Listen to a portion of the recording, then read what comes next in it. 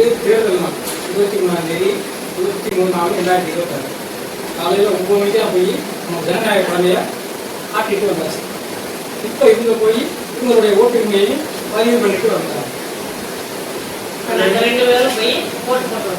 விறகடுப்புக்கு மேலே சைடில் பாருங்கள் புதுசாக டைல்ஸ் ஒட்டியிருக்கோம். சாயந்தரம் 5:30 மணிக்கு தான் இந்த டைல்ஸ்லாம் ஒட்டினாங்க.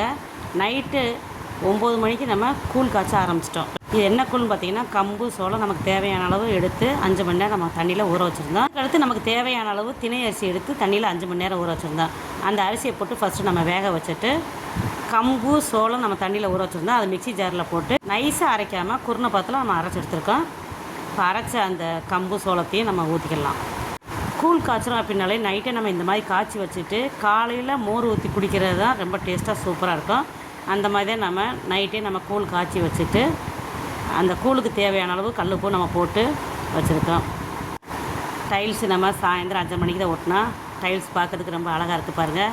ஏன்னா விறகடுப்பு நம்ம வச்சுருக்கிறது அப்படின்னா அந்த விறகடுப்பு எரிக்கிறப்ப கறியாக பிடிச்சி நம்ம நல்லா கழுவ முடியல, அதனால நம்ம டைல்ஸ் ஒட்டினோம். இப்போ கூழ் காய்ச்சி முடிச்சாச்சு.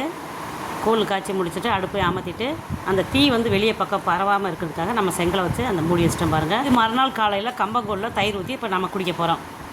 இந்த கூழ் நிறையா இருக்குது அப்படின்றதுனால நம்ம எடுத்து வைக்கிறதுக்கு ஒரு கிண்ணம் வச்சுருக்கோம். அதுக்கடுத்து பார்த்தீங்கன்னா சீனி அவரைக்காய், சுண்டை வத்தல், மாம்பழம், கூழ் வடகம்லாம் வறுத்து வச்சுருக்கோம். காய்ச்சி வச்சு இந்த கூழ் நிறையா இருக்குது அப்படின்னா ஒரு கிண்ணத்தில் எடுத்து ஃப்ரிட்ஜில் வச்சிட்டோம்னா மறுநாள் காலையில் நம்ம தயிர் ஊற்றி குடிச்சிக்கலாம். நமக்கு தேவையான அளவு கம்பங்கூழை எடுத்து தயிரை கொஞ்சம் ஊற்றி உப்பு வந்து கொஞ்சமாகவே நம்ம போட்டு காய்ச்சினோம். இப்போ நம்ம தேவையான அளவு உப்பு போட்டுக்கலாம். தண்ணி எந்த அளவுக்கு தேவையோ அந்தளவுக்கு ஊற்றி நல்லா கரைச்சி இப்போ நம்ம குடிக்க ஆரம்பிக்கலாம். எங்கள் வீட்டுக்காரர் எப்போயுமே இந்த டம்ளரில் 2 டம்ளர் கூழ் தான் குடிப்பார்.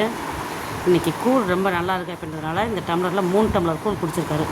இப்போ அடிக்கிற வெயிலுக்கு நல்லா குழுன்னு கம்பங்கூழ் குடிக்கிறது ரொம்ப ரொம்ப டேஸ்ட்டாக சூப்பராக இருக்குங்க. சைடிஷ் பார்த்திங்கன்னா சீனி அவரைக்காய், சுண்டை வத்தல், மாம்பழம், கூழ் வடகம்லாம் இருக்கிறதுனால சாப்பிட்றதுக்கு ரொம்ப டேஸ்ட்டாக இருந்துச்சு. இன்றைக்கி நம்ம பிரேக்ஃபாஸ்ட்டை கம்பங்கூழ் தான் குடிச்சிருக்கோம். எத்தனை பேருக்கு இப்படி குடிக்கிறது பிடிக்குன்னு சொல்லி கமெண்ட் பண்ணுங்கள். எங்களுக்கு கூழ் அப்படின்னாலே ரொம்ப ரொம்ப பிடிக்குங்க. நான் போய் ஓட்டு போடல, எங்கள் வீட்டுக்காரர் ஓட்டு போட்டு வந்தாரு. இப்போ நான் அந்த கூழை குடிச்சு தான் போய் ஓட்டு போட்டு வரணும். எப்பயுமே அவர் 2 டம்ளர் தான் குடிப்பாரு. இப்போ பாருங்க இன்னொரு டம்ளர் சேர்க்குறாரு. அளவாக சாப்பிடுவார். இவர் போய் ஓட்டு போட்டுறாரு பக்கத்தில் தான். இப்போ நான் போய் போட்டு வந்துடுறேன். போட்டு வந்துட்டு உங்களுக்கு நான் காணிக்கிறேன். படிக்கிற வெயில் அதுக்கு நல்ல உடம்புக்கு குளிர்ச்சியாக கம்பங்கூழை குடிச்சிட்டு தெம்பாக போய் ஓட்டு போட்டு வந்தாச்சு. ஜனநாயக கடமையாக ஆட்டியாச்சுங்கிற ஒரு சந்தோஷம். ஆமாம், வாழ்க வளமுடன். வாக்குரிமையை போய் பதிவு பண்ணிட்டு வந்தாச்சு. அவ்வளோதான் ஃப்ரெண்ட்ஸ். இன்னைக்கு நம்ம வீடியோ நீங்கள் கடைசி பார்த்துருப்பீங்க. இந்த வீடியோ உங்களுக்கு பிடிச்ச லைக் பண்ணுங்க, ஷேர் பண்ணுங்க. இது வரைக்கும் நம்ம சேனலுக்கு சப்ஸ்கிரைப் பண்ணாமல் சப்ஸ்கிரைப் பண்ணிக்கங்க. மீண்டும் அடுத்த ஒரு வீடியோ சந்திப்போம். நன்றி, வணக்கம்.